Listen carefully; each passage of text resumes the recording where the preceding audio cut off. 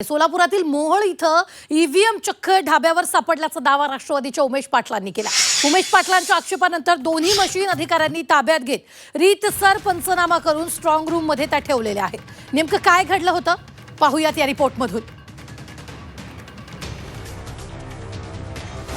मतदान केंद्रावर नव्हे, ढाब्यावर आढळलं ईव्हीएम। मोहोळ मधल्या ढाब्यावर 2 ईव्हीएम। ढाब्यावर ईव्हीएम मशीन, महाराष्ट्रात खळबळ। निवडणूक आली की सर्वात आधी डोळ्यासमोर येतं ते ईव्हीएम। मतदान केंद्रावरच आपल्याला ईव्हीएम बघायला मिळतात। एकदा का निवडणूक झाली की ते ईव्हीएम निवडणूक आयोग आपल्या ताब्यामध्ये घेतं आणि स्ट्रॉंग रूम मध्ये ठेवलं जातं। मात्र हे ईव्हीएम तुम्हाला एखाद्या ढाब्यावर पाहायला मिळालं तर? आम्ही असं विचारतोय कारण सोलापूरमधील एका ढाब्यावर ईव्हीएम बघायला मिळाले। सोलापूरमध्ये शनिवारी जिल्हा परिषद आणि पंचायत समितींसाठी मतदान पार पडलं। मतदानानंतर सर्व ईव्हीएम स्ट्रॉंग रूम कडे रवाना झाले। मात्र रात्री 11 ते 12च्या दरम्यान 2 ईव्हीएम सोलापूरच्या मोहोळमधील एका ढाब्यावर सापडल्यानं खळबळ उडाली।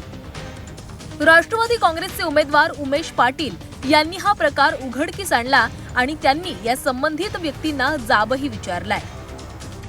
आपल्या देशामध्ये ईव्हीएमच्या बाबतीमध्ये प्रचंड मोठ्या प्रमाणावर संशयाचं वातावरण असताना त्यात अशा पद्धतीनं ईव्हीएम एखाद्या ढाब्यावर सापडणं ही प्रशासनाची गंभीर स्वरूपाची अतिगंभीर स्वरूपाची चूक आहे। ज्या ईव्हीएम हे जे आता सांगितलं जातं की रिझर्व्ह ईव्हीएम मशीन होतं, रिझर्व्ह असलं तरी ते ईव्हीएम मशीनच आहे। रिझर्व्ह असलं तरी ते रेग्युलर मशीन सारखंच ते ऑपरेट होतं।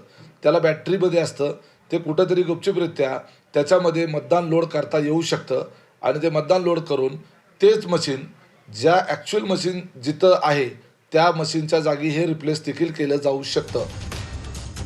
घटनेची माहिती मिळताच निवडणूक निर्णय अधिकारी डॉक्टर सीमा होळकर आणि पोलीस निरीक्षक हेमंत शेंडगे हे देखील घटनास्थळी दाखल झाले। उमेश पाटलांना सापडलेल्या दोन्ही मशीन राखीव असल्याचं स्पष्टीकरण जिल्हाधिकाऱ्यांनी दिलंय। मात्र उमेश पाटील यांनी या प्रकरणाची सखोल चौकशी करण्याची मागणी केली आहे। मोहोळ तालुक्यातील 2 इलेक्ट्रॉनिक मतदान यंत्र हॉटेलवरती सापडली आहे, ती बाब खरी आहे। परंतु ती मशीन्स ज्या पद्धतीने आरोप करण्यात आले स्थानिक नागरिकांमार्फत किंवा तिथं उपस्थित असलेल्या व्यक्तींमार्फत की हे गैरप्रकार करण्यासाठी घेऊन जाण्यात येत होत्या, यामध्ये जराही तथ्य नाही।